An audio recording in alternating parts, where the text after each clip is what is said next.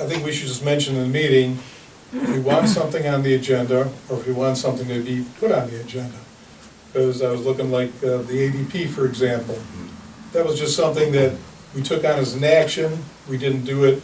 So yeah, I think anything that you've got, if you want to see it on the agenda, or as new business, old business, whatever, just bring it up the meeting, because it'll be in the meeting minutes, and then that'll get that in, Nancy sees the meeting minutes, she'll have those actions that she can act on and make sure that she's got the, or you can contact her directly and say, hey, make sure this gets on there.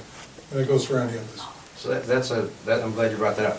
So I checked, like, Bainbridge has their administrative assistant come, and I'm not asking for that, but what I didn't recognize was the disconnect between things we talk about doing, or general agreement, or voting on yes, and I was under the assumption, a poor assumption, that they went through, our minutes, and then somehow got back to our administrative assistant, who then disseminated these tasks and made sure they got completed. Well, there's some disconnects there, so I'm trying to figure out a better way of, when we talk about things, how we can hold ourselves accountable, and they could stay on the agenda, or the appropriate people take action. If we just make sure that we state that in the meeting, that we want that to go on there, at least the information will be up front, that she has tracking, say, yes, okay, I know to do this. Who? Nancy, she's the one who does the minutes, or the agenda. Okay, and Or like I said, or we can contact her directly if there's something specific, if we have anything we want to put on there, we can put it on, but at least if we mention it in the meeting itself, that this should stay on, this should come off, just so we have a log somewhere so that information is available to her. Okay, excellent. So for the rest of the old business is most of my report, Town Hall and Adam Hall, so I will wait until after Mr. Matsko does his report. Okay, You're on, Dan. Question real quick. thank you, Mr. Chairman. I just have a question real quick before you go. Yes. Just want to, this is for you, Mr. Troy. Yes. You refer to me as the second person when you told this resident? Yeah, well, I want to clarify that. yes, because when you were voicing your discontent at the last meeting, and I had mentioned that we were the ones that make the decisions, and if you don't like what we're doing, to run for trustee, and I believe your response I was is... just talking to tonight's, but when you pointed and said you two. I have one more question for you. Sure. Are you practicing attorney? No. Sir. Okay. I'm inactive. Okay. I'm a registered PJ attorney referred with to you as you being a the lawyer. Supreme Court of Ohio, registered inactive. Okay. Why am I registered inactive? Because I'm not practicing, and I don't feel like paying a bunch of fees, and I haven't practiced in years. You don't have, I just asked a question. Thank Okay, you. just, Okay. as a matter of fact, if you go on the Supreme Court of Ohio website, look me up, and you'll see that I'm in there and that I'm inactive. I've seen it. Okay. Back to you, Dan. Yep. Okay, since our last meeting, I processed 9 electronic payments totaling $27,216.54, and 17 warrants for $33,668.91, totaling $60,885.45. Okay, I recently got sent a email from our Geauga County Planning Commission, and requesting, I'll just read it. And it actually was, it's to fiscal officers, and it says, the Geauga County Planning Commission has an opportunity to apply for a grant from the Ohio Department of Agriculture to update the 2008 Geauga County Farmland Preservation Plan. See the attached memo for more information, and which seeks a letter of support from your community. Please provide this information to your Board of Township Trustees for their consideration. If you have any questions, please call or email. So, and there's another letter just talking about the Planning Commission, and they The Geauga County Farmland Preservation Plan amended in 2008 needs updating. And counties can be awarded up to $25,000 to cover the costs, including but not limited to public engagement, data analysis, mapping, and plan preparation. Therefore, we're seeking a letter of support from your office to include with the application. The letter must be received by this office before February 25th, 2026, via mail or email. And please use your letterhead and address the letter to the Geauga County Planning Commission. All right, since we don't have another meeting before the February 25th deadline, I took the liberty of drafting a letter, and I think you all have a copy of it. Copy, we've all signed it, Yeah, we saw it. so these are copies. I have the original. It's okay, we can sign our copies, huh? That's why I stamped them copies. To the Geauga County Planning Commission, the Auburn Township Trustees support the efforts of the Geauga County Planning Commission to apply for the Ohio Department of Agriculture's Land Use Planning Grant to update the Geauga County Farmland Preservation Plan. As trustees, we recognize the need to preserve farmland while balancing the opportunity for residential development and maintaining the rural atmosphere our residents continue to enjoy. I made that up. That's nice, I like that. Well done. I would have swore it was AI. So if you guys are in agreement, and if you would, sign this, and then I'll get it sent up to them.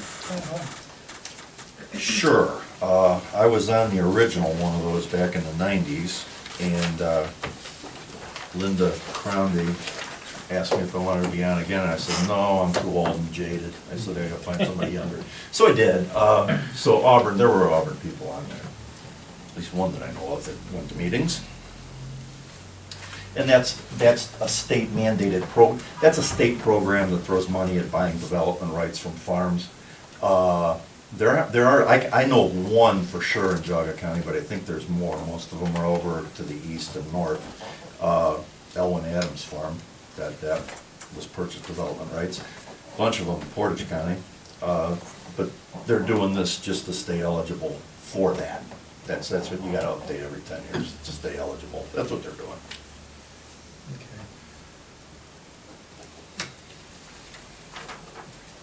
Okay, you can pass that down so it doesn't get lost. Do it. Oh, this is all your stuff, Dan, it's all done. Oh, okay. All right, next, last meeting I presented a situation where we got hit with on our Windstream bill, a cancellation fee of $599.88. I guess you would ask Nancy to investigate. She opened up a claim with Windstream, case number 0636732, and prior to her going on vacation, she had sent an email, and actually there's a string of emails, so there's a lot of effort she's put into trying to get this changed. I sent her an email today just asking if she's received any response from her February 6th email to them, and I know she's been on vacation, so, and I looked at our February bill, and there is no credit yet, so I'm just asking. Or even if we get a credit, it ain't gonna be for 6 months, I've dealt with these people before. Yeah, so that's just a follow-up and an update on that issue. Okay, I also received an email from Senator Alan Landis of the 31st Senate District. And his email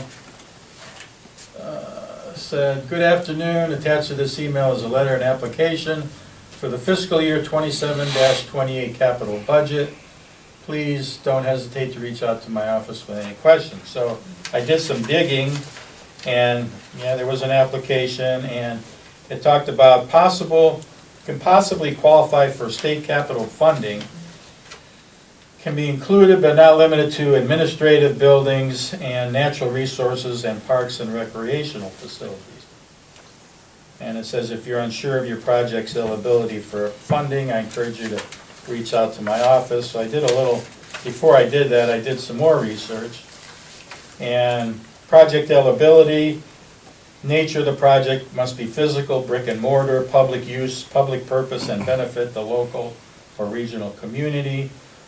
Could have some matching funds, and then common project types, community infrastructure, parks, recreational facilities, and trails. So immediately what come to my mind was the restroom facility. So I sent a letter to Mr. Landis and followed up with a phone call. I said, thank you for informing us of this opportunity, even though we are not part of your district. Please confirm if my research correctly identified the following eligibility requirements. We currently use the grant money to install a septic system at our community park. The park has a pavilion for gatherings, children's playgrounds, multiple fields for youth soccer, flag football, and a walking trail. We are now in the process of looking to obtain funding for the construction of a restroom facility. Would this meet the eligibility requirements? Well, a staff member from his office did get back to me and said, yeah, that's a great, you meet all the eligibility requirements. It sounds like a great project, just too bad you're not in our district. So, As a side note, there is another Auburn Township in Ohio, yeah, in that district. in that district. So we got it by mistake, so then it led me to think, well, why didn't we get a letter from our state senator in District 27, Christina Rodner? So I sent her an email. See the email thread below. I spoke with Senator Landis on Friday. We realized his email was intended for the Auburn Township in his District 31. Therefore, he can't process our application. After we spoke, Mr. Landis said he would personally call your office and inform you of our conversation. I also called and left a voicemail. So I sent this follow-up email and pretty much said, I also included in the email our neighboring elected officials to our west from Bainbridge Township, because the restroom facility would benefit their residents as well. We share many of our recreational facilities for outdoor youth sports and activities through the Kenston School District, supporting both Auburn and Bainbridge Townships. Your acknowledgement of this email is greatly appreciated. We look forward to hearing back from you. So, well, that was, I sent that yesterday, and being today is a holiday, Yeah. I didn't expect to hear it back today, so we'll see, because this application has a March 12th deadline, at least it did for District 31 and Mr. Landis's area. Yeah, I think even if it is March or we get past there, I think we got a pretty good argument showing there are a bunch of whatevers for not knowing which townships are in their district, so hopefully that'll buy us some, an extension. Yes. Yeah, You can also reach out to your current House Representative, Steve Demetrio. He too has the power to actually initiate this state line item budget, but Rogner and him have to do it collaboratively ultimately. Oh, okay, then tomorrow I'll forward it to him as well. yeah, Give her a yeah. copy, have her drop it off. I am going to Columbus tomorrow. Steve's actually done a bunch of fundraisers at Adam Hall over the years while he's been doing this, so yeah, I know him pretty well. One thing I was gonna mention to you too, since you put your hand up again, when we first got this parkland years ago, Mike, you remember what year we bought that? You were here. No, I wasn't even. You weren't here yet, okay. The first thing I did was pay for it because we had the money. Yes, I remember that, I do remember. Anyway, You already had it. to put the driveway in was $100,000. It was quite an effort to excavate and ditch and everything, everything, all the water control things we had to put in, so $100K. And that came from the state budget by our House representative at the time, Tim Grandel, wrote it right into the budget. So it wasn't a grant program or anything, it was part of the state's actual budget, so still appreciate that got us going, so. Anything you slip in for us. Yeah, so I guess that's where I was going. Elect with that. me. That's where I was Yep. Okay, next. Just wanted to remind the board and the residents that February 25th, 2026, from 6:30 to 8 p.m. at the Bainbridge branch of the Geauga County Library. They're going to have, the League of Women Voters is going to have in the Geauga County Auditor's Office, selected panelists met to prepare for the first session of the Property Tax Changes Education Series.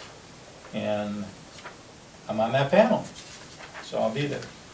I did put together a list of those things that would affect us in our administrative budget, road and bridge budget, and EMS and fire budget if the abolish the tax movement got on the ballot and did pass. Township buildings in the park would close. There wouldn't be revenue for utilities, building maintenance, landscaping, liability insurance. Plus, we'd lose revenue from Adam Hall rentals, Town Hall rentals, and community park pavilion rentals. Roads, there'd be no revenue for roads resurfacing and reconstruction of township roads. Wouldn't be any roadside ditching and culvert maintenance to prevent flooding. There wouldn't be any snow plowing and road salt purchase for spreading on roads. No maintenance of the service garage, vehicles and equipment, wages and benefits for 5 road department employees and their families, and no revenue for payment of utilities.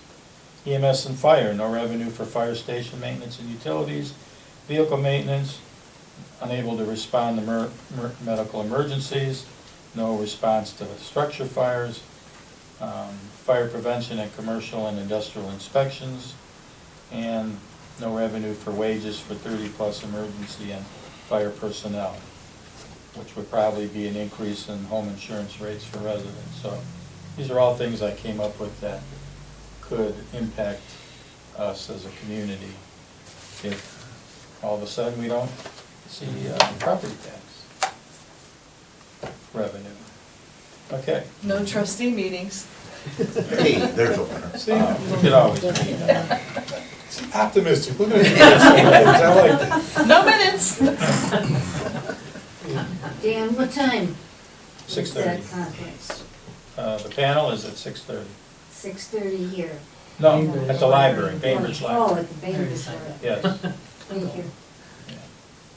I think Karen Walder's on the panel. I think Christina O'Brien is on the panel, Chuck Walder.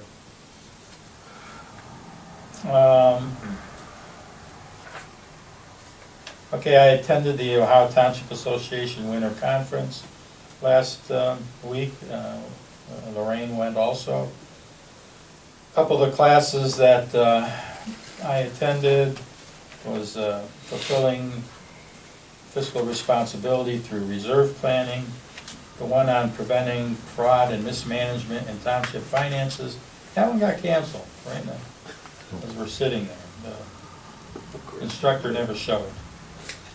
Took the Ohio Cemeteries 101, understanding the Ohio Revised Code, Fiscal Officer 102, frequently asked questions, and another one on voted levies and inside millage, navigating the evolving legal landscape. They also had a general session, which was for about 2 hours, and Governor DeWine was actually there and spoke. And the big theme was, again, on property tax. And they had their own panel, and 3 gentlemen from the state, and trying to, mostly educating, because you had 1,308 townships, 88 counties of trustees, fiscal officers, cemetery sextons, road department superintendents. So there was well over 1,000 attendees. I mean, it was quite a big conference. And yeah, the big theme was educating the elected officials on what would happen if there wouldn't be any longer revenue from property tax. And one of the things they did mention, that the state said that to make up the difference throughout the state would have to increase income tax by 11 to 18%, and or sales tax an additional 15%.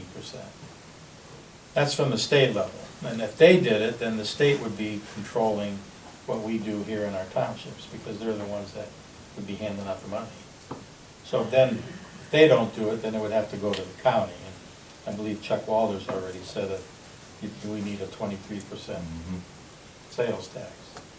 And, you know, we're governed by the Ohio Revised Code as to what we can and can't do, so it would probably fall into the hands of the county, and then the county would control what we do and say. If they're the We can ones. do that. Well, I like to think we have some control. So that's been the biggest theme, is, because I think everybody's concerned that this could get on the ballot, so, And if it gets on the ballot, it's gonna pass. yeah. Yeah. Because it's gonna be a lot of emotions.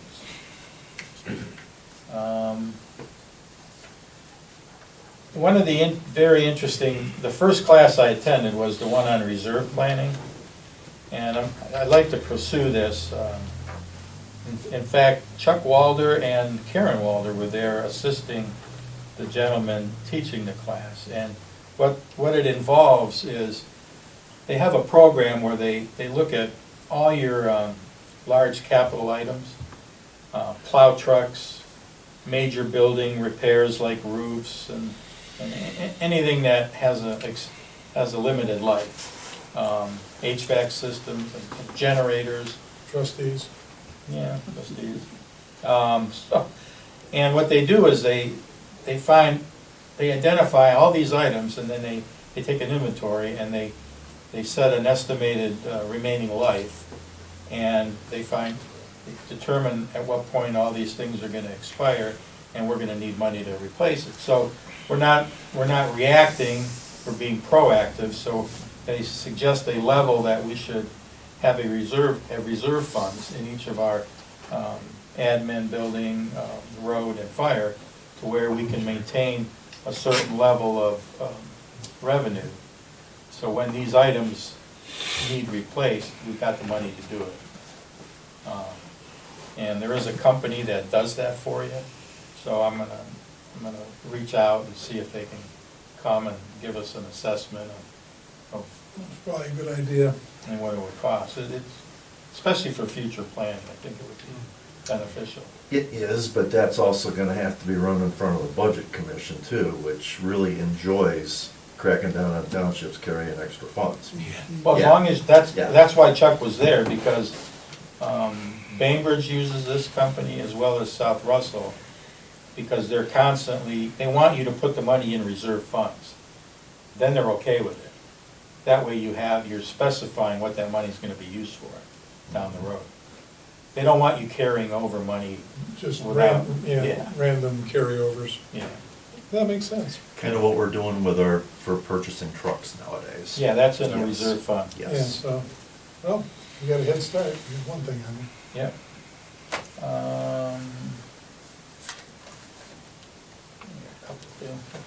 One last thing, I have a few others, but I think you guys are gonna talk about these maybe. Pass this down to everybody. I'm recommending a change to our policy manual, our procedures and policy manual. After observing our road department and the work they did plowing and being away from their families and, due to the inclement weather, I'm suggesting in section 3.7 where it pertains to overtime. Right now, they only get overtime, anything worked over 40 hours in a week, minus any holidays, vacation, or sick time.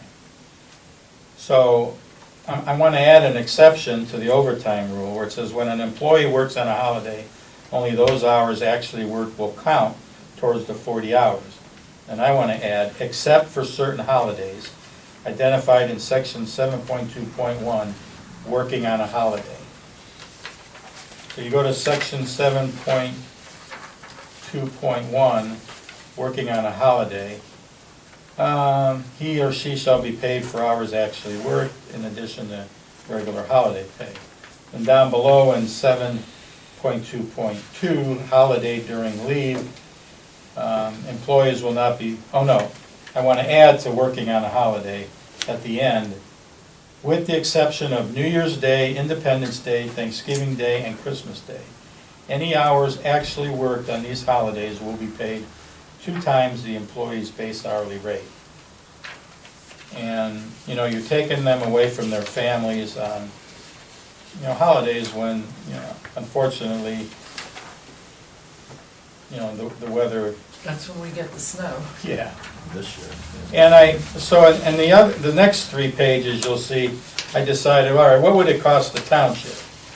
So you'll see on the first page, January 1 of 2025, they worked New Year's Day. Okay, they worked, one employee worked 7 hours, 2 worked 6, and 2 worked 7. And you can see their gross wage in the top line.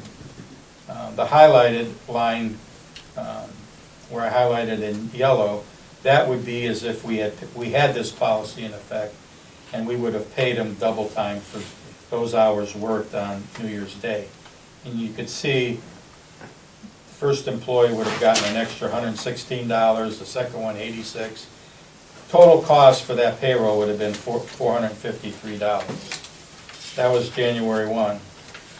Now, they didn't work Labor Day or Christmas in 2025, but they did work Thanksgiving. And I did the same thing there. What we actually paid them, what they would have got paid, total additional would have been $399.73.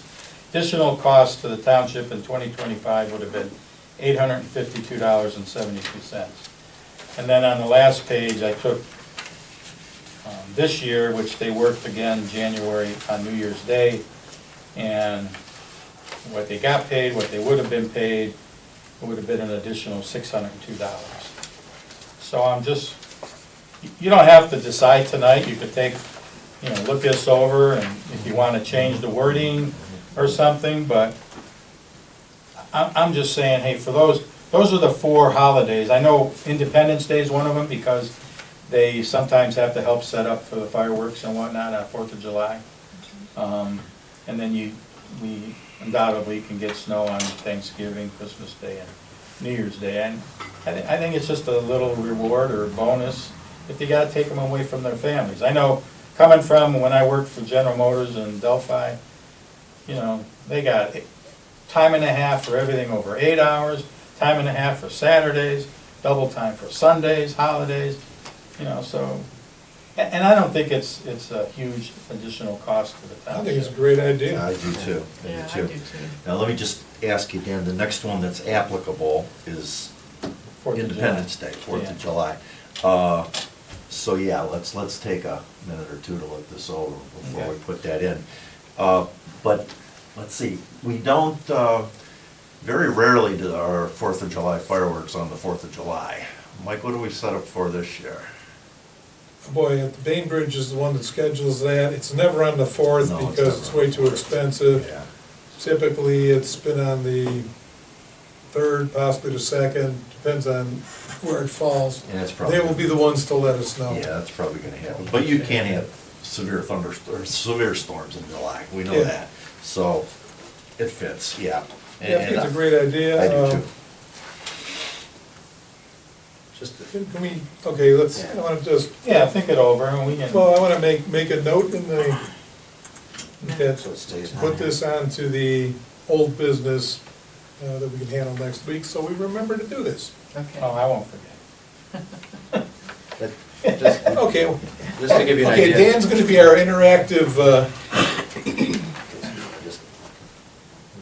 Just to give you an idea, if this was implemented, it would have been about a $1,450 additional taxpayer cost. yeah, I mean, So Yeah. that's just from, as if far you as I'm take like concerned, October. these to guys today. deserve it, man, it's like, that's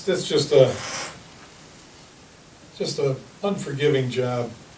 Everything's bad timing and middle of the night, I think about that, you know, Christmas Eve, Thanksgiving night, thinking they're not even getting paid Yeah. overtime. They have to come out and, Yeah, yeah, that's- it just doesn't seem right. Yeah, just gotta give those guys a lot of credit. Yeah. And then one last thing I noticed when I was doing this, that under holiday leave, and it lists all the holidays, I know it's in our organizational meeting, Juneteenth is not listed here in our policy. Yeah, that's. Okay, so we just update that. Need to update that, that's all. But that was part of the Yeah. change. What is that not in, Dan? What is Employee it handbook. not? I gave you- Juneteenth. Oh, okay, Yeah. okay. Hey, Dan, one more thing to pile on to your report. When I was in the office with Brian up there at Middlefield Bank, you probably already know this, they're being bought out. By farmers? Farmers, yeah, yeah. Probably won't change anything right off the bat, but we've been with Middlefield Bank for how long now? Quite some time. Well, I mean, I've only been here 2.5, 3 years, so. We were with Huntington, and I'm thinking maybe that predates Fred May, maybe Susan switched us over to Middlefield. I remember they came and did the presentation here, and we As went far with back them. as I can remember. Yeah. I've only been on the board for 20 years, so. But Something to keep an eye on, you know, new owners usually means new policies, so. Yeah, I may, you know, after I get the year-end closing done, I look at alternative institutions, but I just haven't had the opportunity, time yet.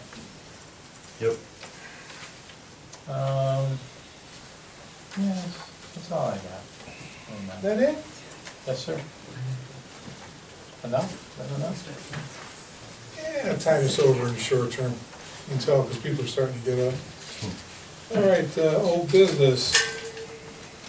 Town hall repairs, which takes on a whole new meaning this week, eh, Ron? Well, we're gonna We'll be fix in the the wrong steps. place at the wrong time.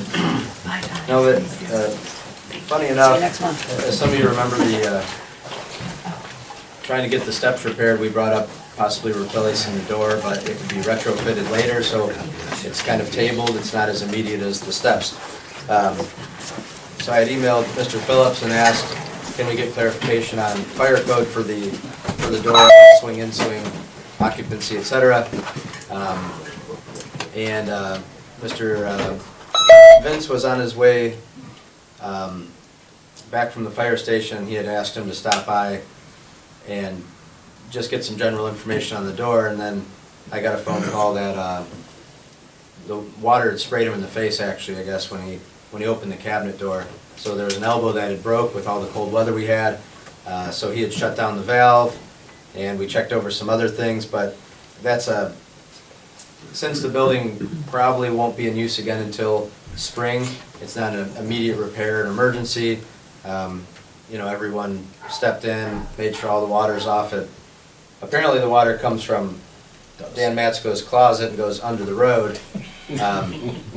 So there's no wellhead there, but You mean, that's not the first place you looked when you were looking for the... Yeah, because the well's actually just outside his office there, Oh, yeah. not too far. well, Mr. Vince said, I said, turn that breaker on, turn it off, turn it on, turn it off. And I could hear the water starting and stopping, so I was pretty well convinced there is a well or a pressure tank or something that was cycling. It wasn't the water heater because we already shut that breaker off. So we did shut off 2 breakers over there, and then to be extra safe, the water is not traveling under the road from here either. So we will deal with that, get some quotes from a plumber to check that out. But in regards to the steps, I know we wanted to clarify and just make sure that as that ramp comes up, that there's not going to be a gap or a ledge going into the door for the wheelchairs or a trip hazard or anything like that. So we wanted to get that in writing.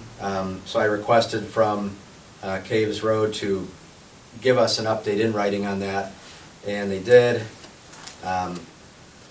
The ramp will be level from the top of the ADA ramp to the existing interior building floor, pitching slightly away from the entrance door so that water doesn't run into the building.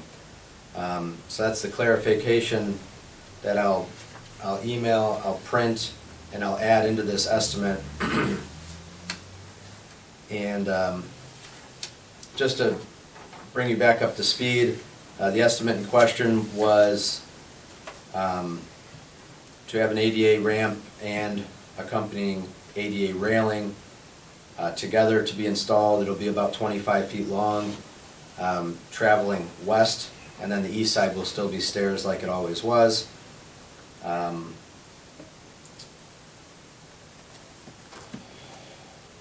We were opting for the more expensive option to go with cast iron railing, which is understood to last a lot longer than the aluminum option, which we could have chose either one. And this has been going on a while. Are there any questions from the crowd that they wanted to clarify things or didn't remember what we were going to do there before? Yes, sir. One thing, and again, you mentioned door swinging in, door swinging out. The door swing, and again, I don't think we have a concrete answer No. yet on that. But part of it is, if it's swinging in, and depending which direction, you're blocking off the kitchen or the bathroom. One or the other. One or the other. So it's like, well, so when they, and to me, the swing, the rationale for, you call it a rule of thumb, or actual code, if it's 50 people or more, the doors have to swing out. Because if, you got people rushing toward in the fires and they go in the building, they all pile up and the doors swing in, they all die, as opposed to swinging out. Now, so 50 or more, they gotta swing out. If you got 49 people, it's okay if they die in the fire when the doors swing in. So to me, that 50 is kind of an arbitrary number. I think if at all possible, as with all the doors that have been put in, let's say recently anyway, and all these buildings swing out. Right. Now, so the only issue on that then is the ramp, the width of the ramp suitable and enough room for, let's say, wheelchair access? The platform. The platform, is it big enough if the door swings out? So I think that's really the only open question. I don't think I'd wait personally, I would go with the swinging out doors. We did discuss it. I spoke with the owner of Caves Road. They would keep the door to swing to the east, because if you're not handicapped, you can step onto the platform, open it across your body and enter. Right. But you don't want to inconvenience somebody that is using that building. That would make sense. So and we talked about this, there's room on the platform to be to the left side so the door can be opened and swing that way. And then swings to the right. if it swings to the east, which would be a right-hand outswing door, I believe. But we have time on that, Mr. Phillips. I know we discussed it too. Just, there's no harm, no foul in having it. No, I'd like to have that as, I mean. Push bar, we even discussed. Yeah, I'd go, as we progress with this project, so, one of the questions is, what is the actual occupancy of that building? And I think we would really get that from the building department. Either that or an engineer and architect. Okay. So. The way it's supposed to happen is you have an engineer architect calculate the load, then you submit it to the building department, they sign off on it, approve it, then you have your occupancy permit. Yeah, because it's load and square footage and there's other Right. mystical things that they How do. many tables, chairs, et cetera. As I said, I think they did a count, and oddly enough, we have 50 chairs over there, so.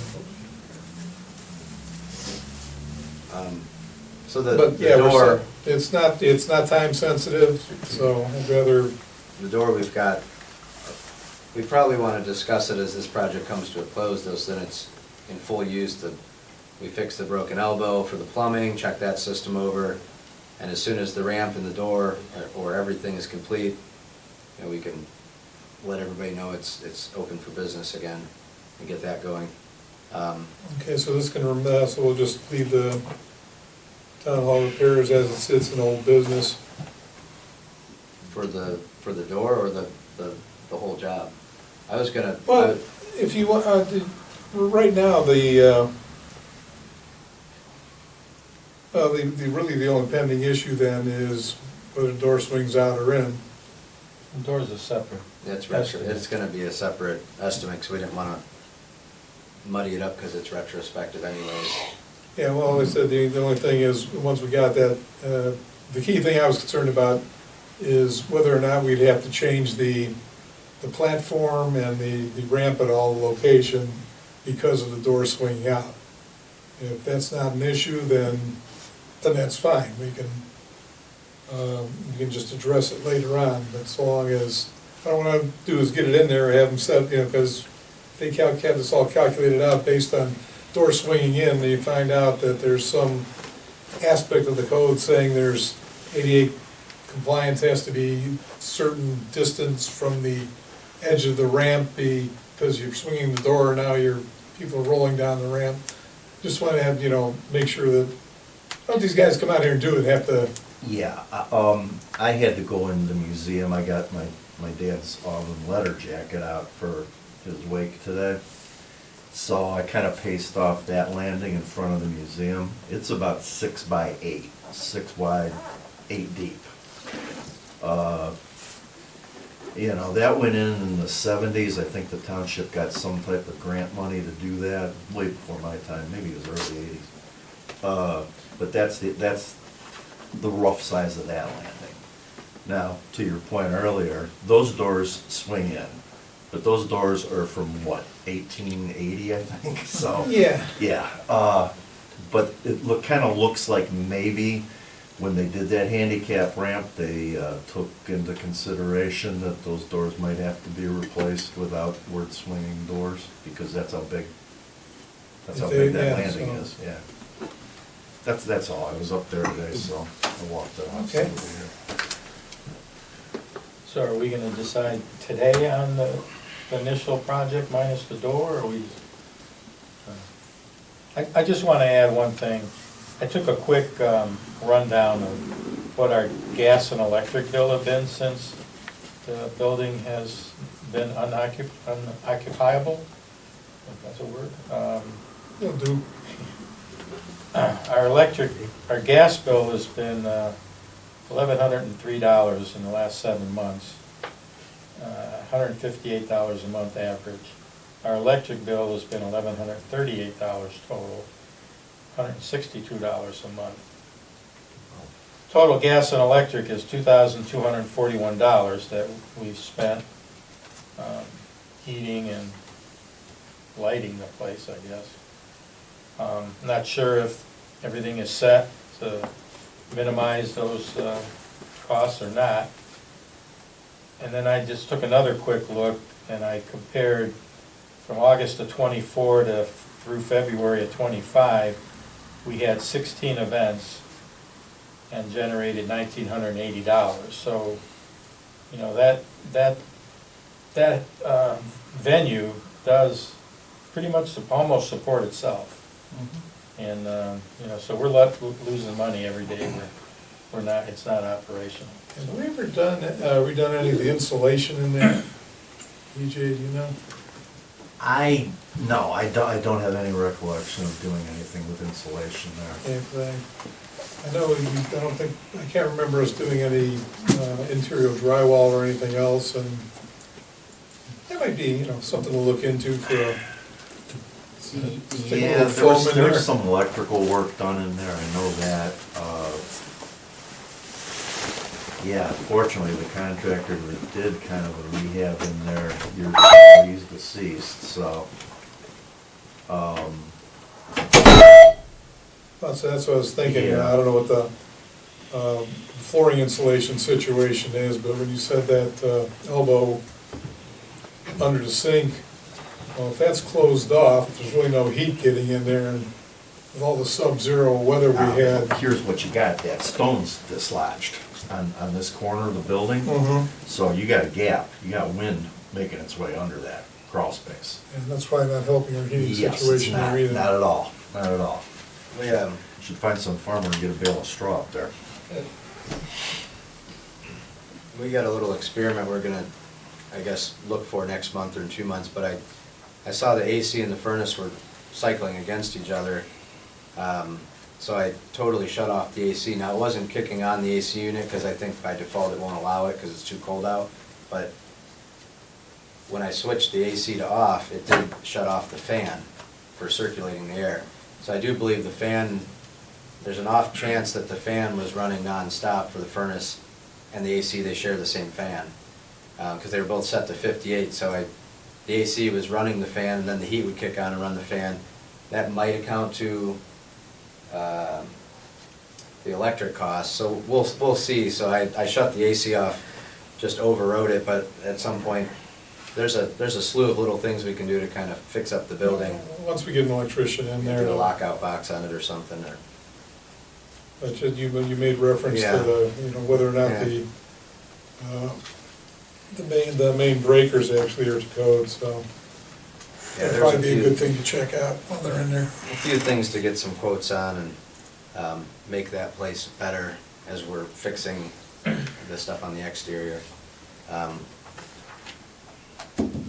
So for the Caves Road estimate to begin construction, I'd like to motion to approve their estimate, not for the door, that's a separate subject. Well, the door cost doesn't change, does it? I didn't ask that, I Not assume sure it it might go could. up a little, because we're gonna jump to push bar, commercial, it's gonna end up being a pretty heavy duty Okay, door well, if relative. you wanna make a motion to go with the, what we have there, and have the doors as separate, that's fine. Yeah, it is on a separate estimate. And then, just to loop you back in, their completion no later than May 31st.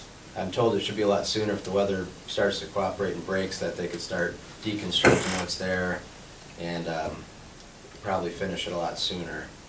But we'll keep the door in mind, but at this time, I'd like to motion for the actual ADA ramp and railing and steps to get demoed and completed. For the total cost. Total cost $28,100, and insurance is covering around. $19,575, and the balance $8,525. I did create a purchase order in case you guys approved it. It's all coming out of account improvement of sites, which we've appropriated over $56,000, so that money will come out of there. It's out of the general fund, and insurance proceeds were put into the general fund, so. What was it, Riley, 28,100? Yeah, Correct. total. Okay. And here's Okay, the and that initial. looks like just an updated version of the If one we've been you- looking at. What, yes, it's the same as, nothing changed from August. Okay, so it includes the repair of the foundation stone. Yes, there are two additional pages that I have here that go with it, but that was more of, he was trying to help our administrative assistant like build a scope of work at the time, because we didn't exactly know what we wanted done. Well, remember So he from the went through contract, I saw it pretty much covered the repairs, the siding, foundation, Gutter, lifting, all There it the is. cosmetic repairs, so. so this, and then, so there'd be 3 pages here, and also the email clarifying the landing height will go with this. But yeah, it talks about the dismantling, the types of railings available. So yeah, nothing changed from August. He just reformatted it to basically clarify the drawing that he had, the permits with the building department, and completion date, and making it more official with our signatures and his own signature. Well, I think we've beaten this thing to death enough. We got a motion on there, I will second. DJ, Yep. Riley, Yes. Michael? Yes. Okay, and we have the purchase order here. And we'll sign this off and get things rolling. And when do we pay him, when it's done, or does he want money up Right. front, or? It's usually on completion. Yeah. Okay. Yeah, he didn't specify needing anything half up front or anything like that. So I'll clarify to him upon completion. If he has a problem, I guess he'd tell me, but I don't see it being an issue, Okay. since he didn't call it out. You may wanna write the PO number down so he has it, Ryan. This 2150, oh, good call. Do you have a clean copy of the 2156 estimate by chance, we could sign? I've been making notes on mine, so it's kind of screwed up now. Beautiful. Do you want any copies of that? No? Here, do you want us, what we're doing to make it a little nicer, he signed it, and we're just gonna sign it as trustees there to go along with the PO.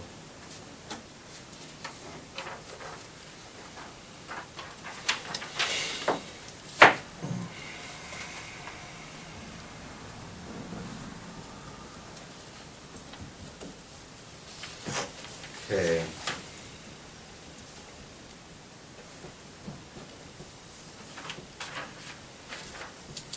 All right, moving on. Adam Hall roof repairs, we know that's an important subject, so we kind of want to keep it on old business so it's in front of us. So Yeah. we probably can't let it go another winter, so we've got spring and summer to work on it. So very briefly, I had one local company go up there and I wanted to see it for myself. They crawled around. They had a smoke machine, it makes artificial smoke to see drafting. They had some good points and thoughts, and I kind of wanted to ask, I mean, so when we had some quotes from last year, they ranged between like 40 and 80,000 if memory serves, there was 3 of them. Yeah, that was like, Just re-roofs? well, it was re-roof, we were looking at, I think we were looking at metal roofs on down the shingle, re-shingling, just we had a comparative pricing. So how we make a scope of work, or if we assume that it's not just going to be a re-roof, and if we could exceed 75,000, or we may not, I don't know, maybe we consider just, like this contractor that I went up there with, I said, don't tell me anything, I don't want to know in case we want to do sealed bids or something of that nature, and put it on Facebook or put it on our website as, I have some copies of, Manaway and stuff when they put out these sealed bid requests, but I don't know what we want to do. That's why, that's the hard part, is that if we don't know what we want to do, it's hard to send it out for a bid. If it comes in under, if they come in under that amount, that's okay too, but I just wanted to be fair, and either we pick one scope of work and say we definitely want this, and then the contractors all quote accordingly, or we just let contractors just provide us a quote with whatever they see fit, and we'll have several different quotes of different natures of repair. So I'm looking for advice. Okay, I'm gonna throw this out, having done the facilities liaison, properties liaison jobs for close to 20 years, prior to Gene getting the last 4. We've had some pretty good success with a now semi-retired construction manager named Jim Dixon. Many of you have heard this name before. I think he did the Newberry. He Fire did Department. Russell, that's how he wound up here. Did our fire department. He did our fire garage. department, which was significant. There was, whenever you're adding on to a building like we did there, you got the opportunity to blame the previous builder, the new builder, and something got lost in translation. And, I'll admit to a mistake that this board made years ago, is we did not have a construction manager at Adam Hall. And I'm gonna say that's the last project where we did not have a construction manager. Fire station was similar, so we jumped right on it there, because you're tying 2 buildings together. Yeah, he was at the road department situation there when we took down that old building and redid it. I'd highly recommend this guy. He was a real asset to the township in those projects. John, you worked with them side by side on the fire department. So Well, I think because of him, we closed on time and under budget. There's a lot of things that we ran into, bad soil and stuff like that. The weather was terrible when we were building the building. I say it'd be worth giving him a call. He knows all the ins and outs of what needs to be done. Yeah, Riley, I came over to your place back in December, and told you, this is one thing, this gotta get solved. This needs solved. So you wanna consult with him Yeah, on the scope of work, just to get him to define what the best And take them up there course of and, repair is? and tell them, hey, see this, we want it to not leak anymore. You know, that's a basis of the project, and, you know, if it's a steel roof, it'll do it, if it's a raised steel roof, you know, whatever. I think it's clear it needs insulation. You should see that up there today. You know, Oh, yeah. It's, you know, you got a foot and a half of ice almost on the west side. This local company, they're gonna, just to get everyone's feet wet, they're gonna give us a little presentation at our next meeting. And just to give us some idea of a direction we can go. So I look forward to it, because from what they explained and showed me, because we went up there, they may have a decent solution that we could also require other companies to bid as a scope of work, instead of just having it all over the place, different types of bids.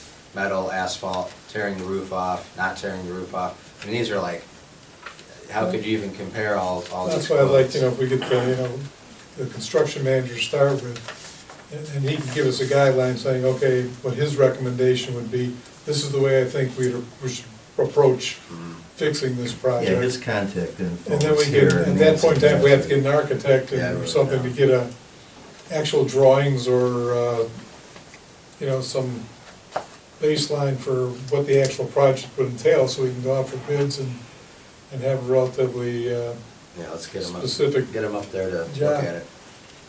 All right, call Jim Dixon, got it. there you go, okay. That's it for the old business. I can elaborate on next. Okay, the only thing we have left here then under old business is the 2026 zoning fee schedule. Yeah, what I think we want to do is, I'm going to move this up, hold it until the next meeting, because Frank will be here giving his Yeah, report. okay. And I just prefer to make sure if there's any questions, he's going to be there to go with them as opposed to us. I mean, basically, we got the information that, yeah, the prosecutor did approve it.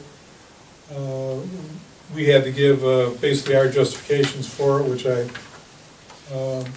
think that was done, but we'll just table that until the next meeting. Okay, any other questions, comments, concerns? Yes? Yeah, I have an objective comment and then I have an opinion of long, long ago. And not so fond memories. So I'll give you the objective one first. Towards the beginning of the meeting, a court case, litigation was mentioned, the Munson Fire Department. I appreciate getting that number again. I know it began with 2023. Yeah, that was the year dash 00503 PQ. Paul Queen, PQ. 00503 PQ. Okay. Q like Queen. Thank you. Okay, and my opinion from all those years back during the Jim Dixon era, not so good as you two remember. My opinion of him is he was a slick dude. And that's all I'm gonna say right now. I'm entitled to my opinion. I've been here a long time too. And I think at the time there were others who might have had a similar opinion. Jim Dixon must be absolutely ancient by now. How old do you think he actually is to do any business? Well, he's Honestly, partly talk to him, retired. well, he may not even be alive, who knows? We'll find out. Yeah. I'll report back, I'll meet with them and I think that would be valuable. There were a lot of, we went to trustee meetings very, very prolifically, okay? And we've listened to Mr. Dixon, and And, you know, in general, it was not impressive. And the other opinion was that perhaps it was not as wise a decision as two of you would like to remember. So. Well, that's all I'm gonna say. I've given Riley my thoughts on Sure, what I and you're think, entitled to. what I think I'm needs- giving my opinion okay, as what I well think needs to from be a done at that long-time building. resident. And, Thank you you. know, I'm gonna, I Like said, I I'm not appreciate gonna be him. involved with it, neither is PJ, Riley can. Well, Yeah. I think it's important to make wise decisions and not to go along with someone because at one particular in time, one particular segment of time, he seemed popular or whatever it was. But in looking back, okay, just another growing experience for Auburn Township. Okay. Well, like I said, I have a presentation for the next meeting already from a local company, and they have videos and all sorts of really interesting data. And then, in the meantime, one of my first calls tomorrow, Tuesday, I'll try to track down Mr. Dixon. You'll get his opinion if he wants to meet me up there, show me his thoughts, I'll integrate them. I mean, I'm open to, you know, getting Thank all you. the information, then we can work through it as a community. Because this is a very nascent steps to this. I mean, I just wanted to get my feet wet, and they said, well, let's go up and look at it. We went up there, I said, oh, there's water on the ground, all this, and we crawled Sure. around. And I'm just trying to build a general idea of what we've got and where we want to be before it snows around Halloween next year. Did you go up in that attic? I did. Yeah, thread the holes right in the middle. Yeah, I don't want to and Diane, if you have any specific concerns regarding Mr. Dixon, if you can get that. Going to trustee meetings twice a month and listening to Mr. Dixon's Well, I'm saying, presentations. Just Okay? any I- specifics you can give to Mr. Riley. at See, I'm not this going point- pro or con on this, I'm Oh, saying if thank you have Thank you, specific Mr. concerns. Shanahan. Okay, I've listened to all of your opinions, and there have been plenty of them, and I haven't heard you justify all of yours either. As a citizen, I'm entitled to my opinions. I pay my taxes, I try to do the best I can, and I would hope that everybody else up here would be concerned about doing that as well, and not perhaps about, you know, just distributing favors. And that's all I intend to say about it, until perhaps a later time. Thank you. We're gonna have the TV working next time we have a meeting? Are they gonna do a Now- video thing? Well, you bring that up, we do have county coming in on Wednesday? 2 days from now. Yeah, to look at. Yeah, they should, That's how many? That'll get integrated into some small well, they upgrade integrated cost. their whole system, they didn't bother with the TV. Not that we watch much TV here. Yes, hopefully at the next meeting, we'll I'm have saying some. you're talking, they're gonna give a video presentation, and we have to all look at the laptop. Oh, from the local guy coming in a couple weeks? Yeah. Good point. It might be good timing. Yeah, or I'll tell him ahead of time, bring your own TV. Talk to our You know what I'm facilities saying? guy, we can get that fixed. Well, it did turn on, didn't it? Maybe we have to play with that. It did, Well, it but wasn't interfaced with the, it doesn't look, there seem to be cables laying there, I don't know if it was ever actually hooked up. I don't think, maybe we'll play with it. that was, That TV's been up there for a while, I don't it know. was what COVID, its it was capabilities COVID are. era. We did Zoom meetings where, you know, everybody appears in their little box and back then during the Zoom era. See if we can get it to turn on, and that would. Okay, any other comments, criticisms, anybody want to just go to, I'll go to sleep. You do? I promise I won't commandeer anymore. I just wanted to say that I am actually gonna be at the Bainbridge Library on March 5th for a meet and greet. So if anybody's interested in learning a little bit more about me, my priorities, what I'm focusing on for Geauga County, please feel free to come. It'll be at 6 to 7:30. Okay. Thank you. Any more? Take your shots now. Do you have any cards on you? I do. All right, so we'll just go through the save the date, 2/16, Board of Trustees, that's us today. 2/22, the pancake breakfast at the fire department, 8 to 12 p.m. 2/26, zoning commission meeting, 7 p.m. at the ad building. 3-2, where trustees are back here at 7 o'clock. 3-10, zoning appeals at 7 PM. Again, the ad building, 3-12, zoning commission, 3-16, board of trustees, second meeting of March. On that note, I will make a motion to adjourn. I'll second. EJ? Yes. Riley? Yes. Michael? Yes. Did you graduate from where we are? I, okay, so I don't know.